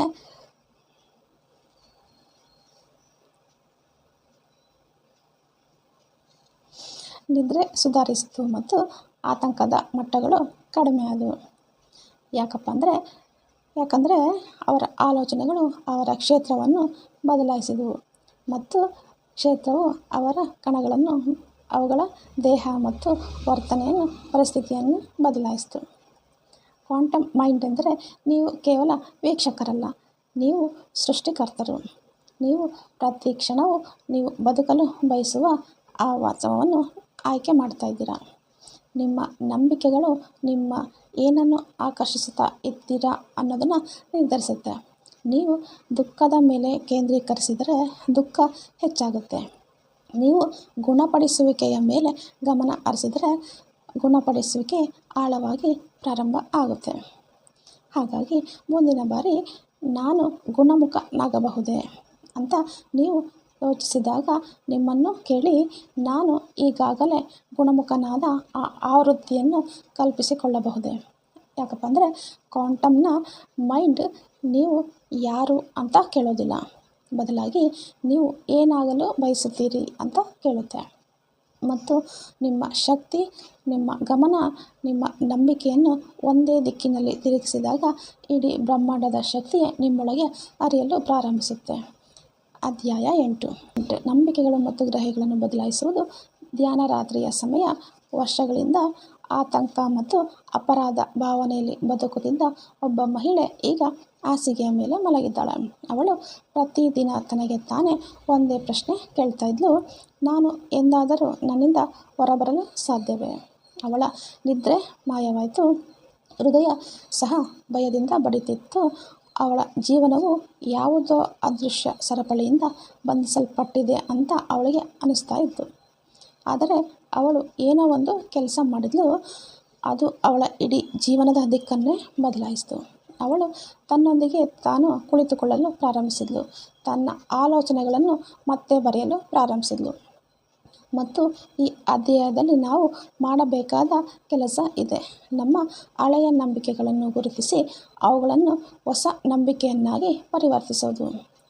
ಯಾಕಪ್ಪ ಅಂದರೆ ನಮ್ಮ ಆಲೋಚನೆಗಳು ಹಳೆಯದಾಗಿರುವವರೆಗೂ, ನಮ್ಮ ಗ್ರಹಿಕೆ ಅದೇ ದುಃಖಭರಿತವಾಗಿರುವವರೆಗೂ ಗುಣಪಡಿಸುವಿಕೆಯ ಪ್ರಯಾಣ ಅಪೂರ್ಣವಾಗಿ ಇರುತ್ತೆ. ಧ್ಯಾನ ಅಂದರೆ ಮೆಡಿಟೇಷನ್ ಯಾವುದೇ ಧಾರ್ಮಿಕ ಆಚರಣೆ ಅಲ್ಲ. ಇದು ನಿಮ್ಮ ಉಪಪ್ರಜ್ಞೆ ಸಬ್ಕಾನ್ಷಿಯಸ್ ಮೈಂಡಲ್ಲಿ ಬೇರೂರಿರುವ ಹಳೆಯ ನಂಬಿಕೆಗಳನ್ನು ನಿಧಾನವಾಗಿ ಕರಗಿಸುವ ಮತ್ತು ಅವುಗಳ ಜಾಲದಲ್ಲಿ ಹೊಸ ಮಾದರಿಯನ್ನು, ಹೊಸ ಪರಿಕಲ್ಪನೆಗಳು ಮತ್ತು ಹೊಸ ಶಕ್ತಿಯನ್ನು ಹುಟ್ಟುಹಾಕುವ ವಿಜ್ಞಾನ. ಈಗ ಯೋಚನೆ ಮಾಡಿ, ನಿಮ್ಮ ಜೀವನದಲ್ಲಿ ನೀನು ಸಮರ್ಥನಲ್ಲ, ಜಗತ್ತು ಅಪಾಯಕಾರಿ, ಹಣ ಕಷ್ಟದಿಂದ ಬರುತ್ತೆ, ಕಾಯಿಲೆ ನನ್ನ ಹಣೆಬರಹ ಅಂತ ಎಷ್ಟು ಬಾರಿ ಕೇಳಿದ್ದೀರಿ? ಈ ವಾಕ್ಯಗಳು ನಿಧಾನವಾಗಿ ಒಂದು ಗುರುತನ್ನು ಸೃಷ್ಟಿಸುತ್ತವೆ. ನೀವು ಧರಿಸಿದ ಒಂದು ಮುಖವಾಡ, ಅದನ್ನು ಸತ್ಯವೆಂದು ನಂಬಿದ್ದೀರಾ. ಆದರೆ ಈಗ ಆ ಮುಖವಾಡವನ್ನು ತೆಗೆದು ಹಾಕುವ ಸಮಯ ಬಂದಿದೆ. ಮತ್ತು ಇದು ಆಗಬೇಕಾದರೆ ನೀವು ನಿಮ್ಮ ಮೆದುಳಿಗೆ ಒಂದು ಹೊಸ ಅನುಭವವನ್ನು ನೀಡಬೇಕು. ನಿಮ್ಮ ಇಡೀ ವ್ಯವಸ್ಥೆಗೆ ಹೊಸ ಭಾಷೆಯಲ್ಲಿ ಮಾತನಾಡಲು ಕಲಿಸುವ ಒಂದು ಅನುಭವ ಅದು. ಧ್ಯಾನದಲ್ಲಿ ನಾವು ಒಂದು ಸ್ಥಳವನ್ನು ಸೃಷ್ಟಿಸುತ್ತೇವೆ.